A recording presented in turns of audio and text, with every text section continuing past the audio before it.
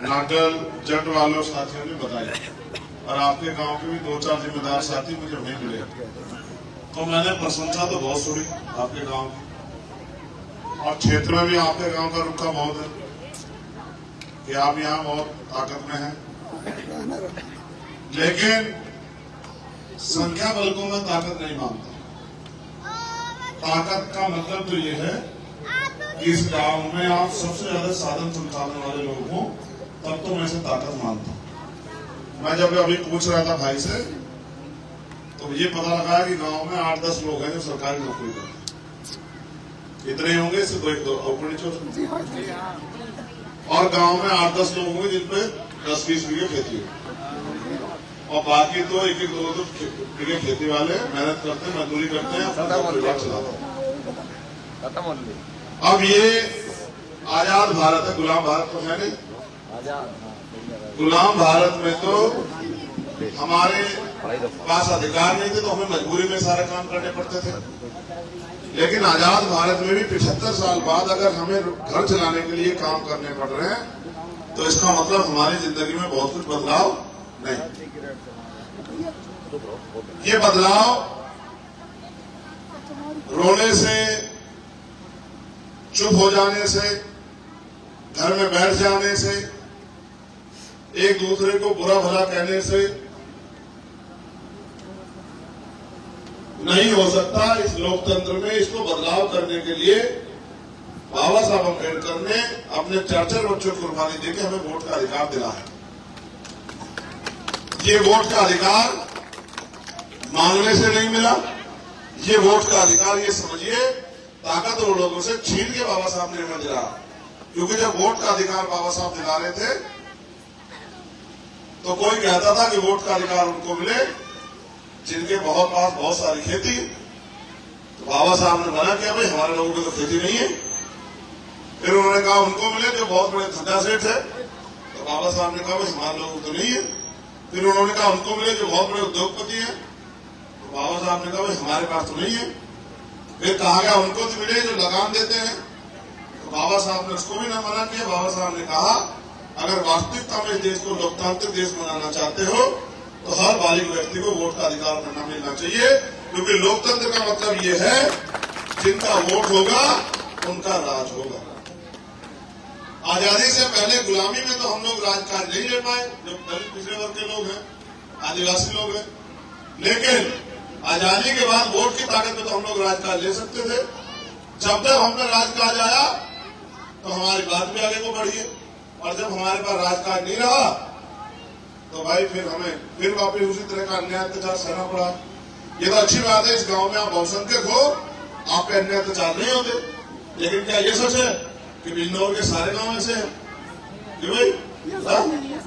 मगर परिवार तो आपका वहां भी रहता है, देश में भी आपका परिवार रहता है, जाति के आधार पर भी आप दुनिया में रहते हो। और अगर आप इंसान हो तो हर कमजोर की आवाज उठाना भी आपकी जिम्मेदारी है। ताकतवर वो नहीं होता तो किसी कमजोर को दबा दे। ताकतवर वो होता है जिसके साय में हर कमजोर आदमी अपने आप को ताकतवर महसूस करे कि उसके साथ कोई अन्याय नहीं हो। ताकत का मतलब ये नहीं कि आप किसी की बहन बेटी को परेशान करो। ताकत का मतलब ये नहीं कि आप किसी की जमीन को दबाओ, किसी को बेइज्जत करो। ताकत का मतलब ये है कि आपके होते किसी के साथ नाइंसाफी ना हो, तब तो आप ताकतवर हो। और मैं तो मानता हूं हम ईमानदार लोग हैं, हम संघर्षशील लोग हैं, हम मेहनती लोग हैं, और हम त्याग करने वाले लोग हैं। इसका उदाहरण जब भारत का इतिहास आप पढ़ोगे आपको मिल जाएगा कि समय समय पे हमने आजादी की लड़ाई में भी योगदान दिया, और हमने 600 साल पहले सतगुरु रविदास जी महाराज ने इस देश को या दुनिया को कैसा राज होना चाहिए ये बात बताई कि ऐसा चाहूं राज में जहां मिले समन्वय अन्न और छोटे बड़े सब संबसे रविदास रहे प्रसन्न। आज यहाँ के लोग कहते हैं कि बाबा साहब ने जो संविधान में लिखा वो यहाँ से लिया, वहां से लिया, कहीं से नहीं लिया। जो बाबा साहब ने संविधान में लिखा वो डॉक्टर बाबा साहब अम्बेडकर ने सतगुरु रविदास जी महाराज की वाणियों को पढ़ के संविधान में लिखने का काम करा। क्योंकि जो नारा मैंने आपको भी लगाया कि ऐसा चाहूं राज में, उसका मतलब ये है कि सतगुरु जी ने कहा राज ऐसा होना चाहिए जहां कोई छोटा बड़ा ना हो, जहां कोई ऊंच नीच ना हो। जहां कोई गरीब अमीर ना हो, जहां किसी बहन बेटी का अपमान ना हो, जहां कोई ऐसा ना हो जो किसी को भूखे पेट सोना पड़े। राज ऐसा हो कि कोई ऐसा ना हो जिसके तल पे कपड़े की दिक्कत हो। राज ऐसा हो कोई ऐसा ना हो जिसके सर पे छत की दिक्कत हो। और राज ऐसा हो जिसमें किसी के लिए कोई गम ना हो, जिसको उन्होंने नाम दिया बेगमपुरा राज। कौन सा राज? कौन सा राज ये बताओ?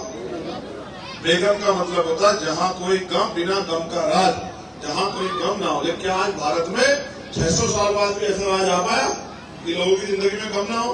अगर आप चेक करोगे तो आपको पता लगेगा, किसी के घर चले जाओ, हर आदमी आपको दुखी, पीड़ित, तकलीफ में मिलेगा। किसी के घर चले जाओ और कोई अपनी पीड़ा को दूर करने के लिए तमाम तरह के नशे के सहारे लेता है, जबकि नशा करके कोई तकलीफ दूर नहीं होती। आपका सामाजिक और आर्थिक नुकसान तो होता है। मैं मानता हूं जिनको अपने महापुरुषों के सपने पूरे करने होते हैं वो संघर्ष करते हैं, वो रास्ते पे चलते हैं, और जो अपने बाप को बाप नहीं कहता उनके रास्ते पे नहीं चलता। ये देश के लोग खुशहाल नहीं हो सकते। आप ये जानते हैं कि पिछले 11 साल से दिन रात एक करके भीम आर्मी के लोग, नौजवान साथी सड़क से लेके और तमाम तरह के देश के हर कोने में जाके जुर्म जाति के खिलाफ लड़ाई लड़ते हैं, आपके स्वाभिमान सम्मान की रक्षा करते हैं। जो लड़ाई हम सड़कों में लड़ रहे थे उससे हम अन्याय होने के बाद न्याय दिलाते हैं। लेकिन इस देश में कानून सदन में बनते हैं, कानून लागू भी सदन कराता है, अधिकारी कर्मचारियों का अपॉइंट भी सदन कराता है, नौकरी रोजगार किनको मिलेगा ये भी सदन तय करता है। इसलिए हमने फैसला लिया है कि हम आप लोगों के सहयोग से इस लड़ाई को दिल्ली लेकर जाएंगे, क्योंकि आपके अधिकार दिल्ली की कुर्सी ने रोक रखे हैं और दिल्ली की कुर्सी से आपके अधिकार छीन के लेने हैं। क्योंकि मांगने से भीख मिलती है, अधिकार छीनने पड़ते हैं, और जिसमें ताकत होती है वही छीन पाता है। लोकतंत्र में ताकत वोट से मिलती है। अगर आप अपनी कीमती वोट का प्रयोग अपनी ताकत बनाने के लिए करोगे तो फिर वो दिन दूर नहीं कि आपकी दुख तकलीफें दूर होंगी। आप महसूस करके देखो कितनी गैर बराबरी है। एक आदमी 8 घंटे काम करता है, उसको 1200 रुपए की दिहाड़ी मिलती है, उसकी वेतन 1200 रुपए है। वही मजदूर 12 घंटे काम करता है, उसका वेतन 300-400 रुपए है। काम वो भी इतना ही करता है और काम वो भी इतना ही करता है। इस देश में पैसे वाले होते जा रहे हैं और गरीब गरीब होते जा रहे हैं। हम कब तक इस देश में हाथ फैला कर रहेंगे ये हमको तय करना है। बोर्ड पे ग्रेड लिखने से नहीं होंगे, ग्रेड उस दिन होंगे जिस दिन आपके भी ऐसे कारोबार होंगे जैसे देश में धन्ना सेठों के हैं। जब आपके घरों में साधन संसाधन आएंगे, जब आपकी भी पानी बनेगी और खोली खुलेगी, उस दिन इस देश में हम लोग ग्रेड होंगे। और अगर ग्रेड होना है तो कीमत चुकाने के लिए तैयार हो। ग्रेड लिखने से नहीं होते, ग्रेड बनने के लिए काम करना होता है।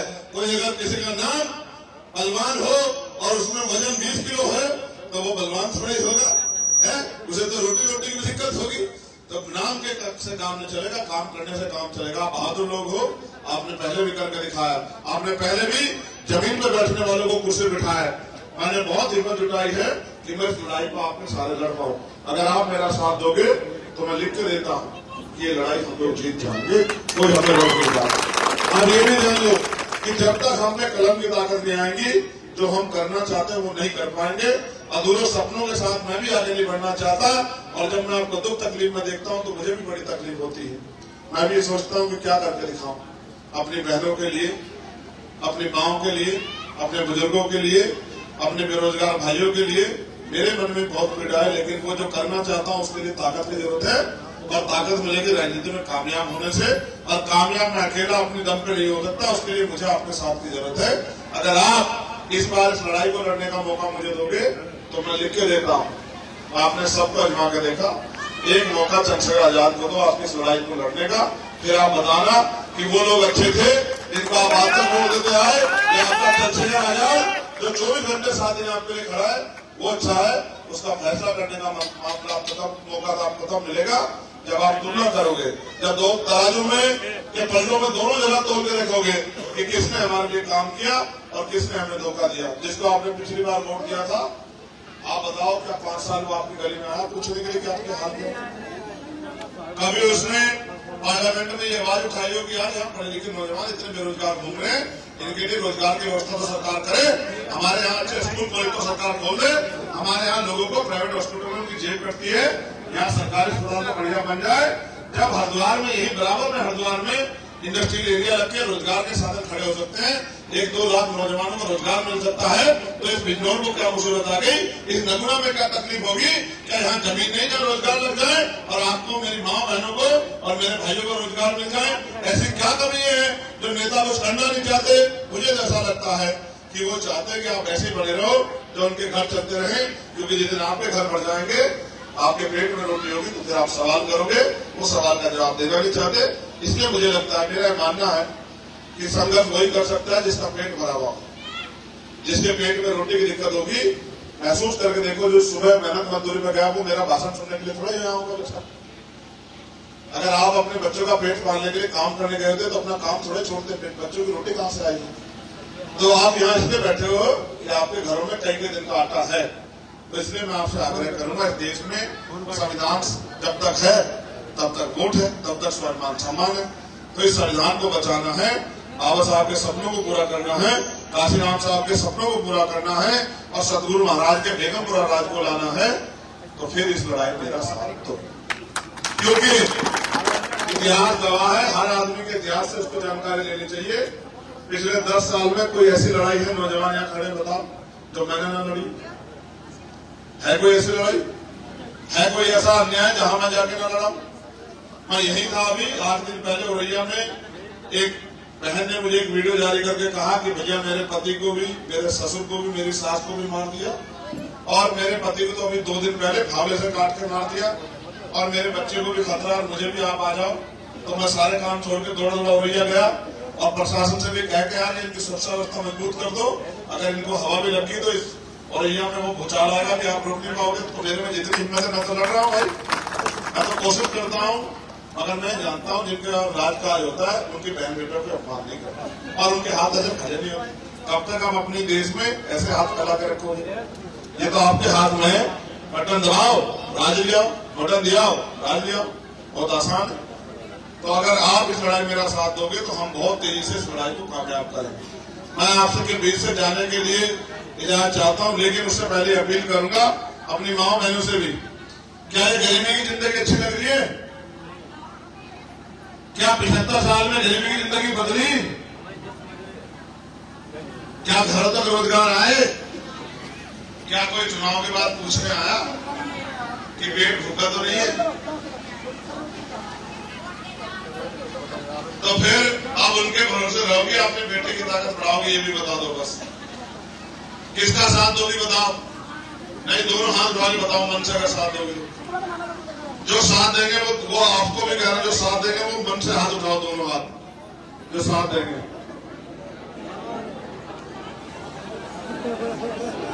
देखो, आज आप एक कदम मेरे लिए चलोगे, मैं अपने खून का कतरा आपके सम्मान में लगा दूंगा, क्योंकि मैं आपका टिकाऊ नेता नहीं, आपका भाई हूं, आपका बेटा। मैंने आज तक झुकना नहीं सीखा, मैंने लड़ना सीखा और मैं लड़के यहां तक पहुंचा हूं। और अगर आप मुझे नहीं जानते, जो लोग जो जानते हैं मुझे पता है कि मैंने 16 महीने 10x6 की एक कोठरी में जेलों में बिताई अपने समाज की लड़ाई लड़ते हुए। कभी मैंने आपको नहीं कहा कि मैं डर रहा हूं। मैं जब दिल्ली में गुरु घर तोड़ दिया गया, इस गुरु घर के लिए क्या आपके ऊपर उंगली भी उठने दोगे आप? तो मैं 96 लोगों के साथ बंद हुआ और मैंने 96 दिन जेल काटी, अन्याय से लाठियां खाई, मुसीबतें झेली, मेरे पैरों के नखून तक खींच ले गए। मैंने कभी आपको उफ नहीं कहा। और तो और अब जब मैं इससे भी नहीं डरा तो मेरे ऊपर गोली भी चला दी, मैं गोली से भी बच गया। फिर भी मैं लड़ रहा हूं, क्योंकि मैं आपकी गरीबी बेबसी को देख नहीं सकता। अगर मेरे हाथ में कोई ऐसी जादू छड़ी होती तो मैं आज इस जादू छड़ी को कुंडा में फेर के यहाँ महल बना के चला जाता, लेकिन लोकतंत्र में जादू की छड़ी तो आपके हाथ में है, आप जिसको वोट दोगे वही ताकतवर हो जाएगा। अगर आपने चंद्रशेखर आजाद को मौका दे दिया, फिर आपको पता लगेगा कि चंद्रशेखर आजाद अपनी बहनों के लिए क्या कर सकते। मेरा गला भी पड़ गया बोलते बोलते, क्योंकि मैं दिन रात लगा रहता हूँ अपने समाज को, पिछड़े समाज को, किसानों को, दलितों को, मुसलमानों को, गरीबों को, कि भाई जाग जाओ, अब तो जागो, जब सब कुछ खत्म हो जाएगा फिर क्या करोगे? इस देश में हो सकता है दोबारा चुनाव भी ना हो सकता है इस देश में गरीब से आजादी का अधिकार, वोट का अधिकार भी छिन जाए। तो मैं धन्यवाद दूंगा भाई भयंकर सिंह जी को, दिवेश जी को, अवधेश जी को, मनोज कुमार जी को, उमेश कुमार जी को, सुरेंद्र जी को, राजकुमार जी को, मिथुन जी को, नौबार सिंह जी को, जिन्होंने ये प्रोग्राम करा के मुझे यहाँ बुलाया, उनका बहुत बहुत धन्यवाद। अब ये बताओ, आपको हमारा चुनाव निशान पता है क्या है? उनको बताने तो बहनों को, माओ को, क्या है हमारा चुनाव निशान? जोर से बताओ। अब एक डर आपके सामने आएगा कि भाई वोट तो चरचेर को दे देंगे लेकिन चला जाएगा भाजपा के खाते में, है ना, मशीन से। हाँ, ये भी हो रहा है ना। तो इसके खिलाफ भी पिछले 3 महीने से हम लोग सड़क पे दिल्ली में आंदोलन हमारे साथी कर रहे हैं, और अभी अभी सुप्रीम कोर्ट में भी केस चल रहा है।